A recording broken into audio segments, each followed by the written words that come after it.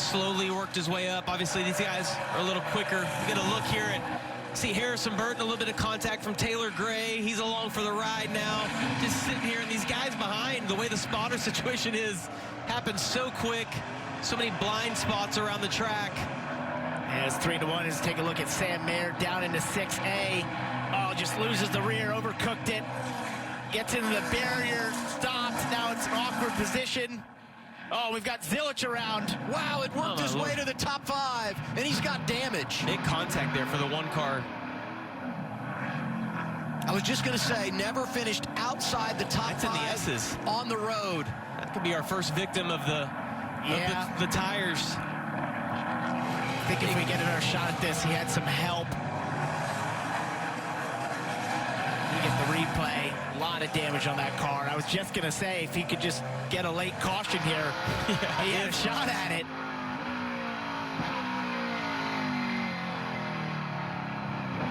Here's the replay. So out of 2, heading towards 3. Corey Day gets a little sideways and just hits him in the left rear.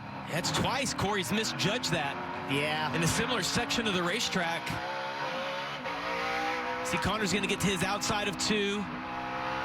Corey looks like he's going to try to slip back in a line and just completely misjudge that again.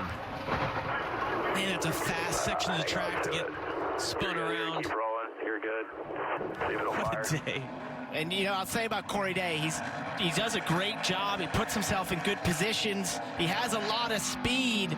But there's these mistakes like this, these misjudgments that are all part of the learning process. But and they're really painful. They're painful for the guys that are a part of it with him. You've got to clean up. You're going to make a lot of enemies. Let's take a listen to the one radio.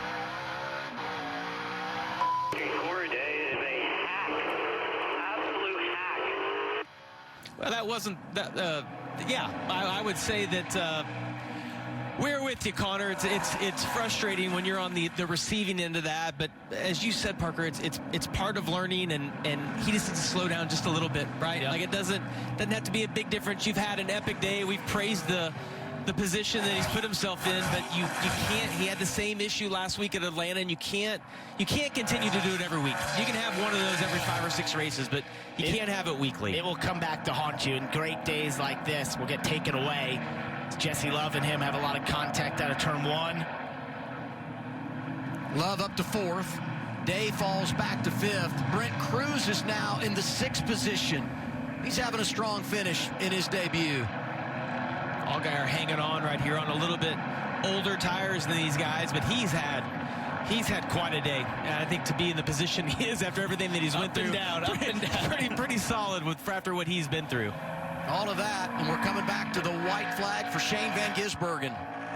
1.8 second advantage, and he'll be happy to see that white flag cruise around and try and find the checkers here at Circuit of the Americas. Austin Hill trying to do the best to chase him. There's no love loss between those 2 right there. 1 lap to go, sponsored by Credit One Bank. Think about the dominance for Junior Motorsports on the road. Winning 9 in a row is an organization with those 4 different drivers. Chevrolet's been great as well, winning the last 15 road races in the O'Reilly Auto Parts Series. And you look at Van Gisbergen today, he's led 30 laps, started up front, but boy, he's had a lot to deal with, and so many times he looked vulnerable. A track that over the years has not been as good to him as some of the others. And I think when you look at this tomorrow morning, he led 30 laps, had a great day, typical Shane Van Gisbergen day, but it wasn't. He looked very vulnerable at certain points in this race, got shuffled back, but they made all the right decisions. He did some awesome passes with no contact, shows the talent that he has. Showed his expertise, his experience level in some of those moves, and in those restarts, how calm he was. Look how clean that race car is compared to everything else on this racetrack. He passed a lot of cars today. He did. It's not like he wasn't put back in the field and had to navigate through them, but just once again shows how good he is at this form of racing. He's going for his 6th consecutive win in a Cup car tomorrow on a road course. That would match Jeff Gordon for the most consecutive wins on the road at NASCAR's top level. And he's taking care of business here today. Turn 19 to turn 20.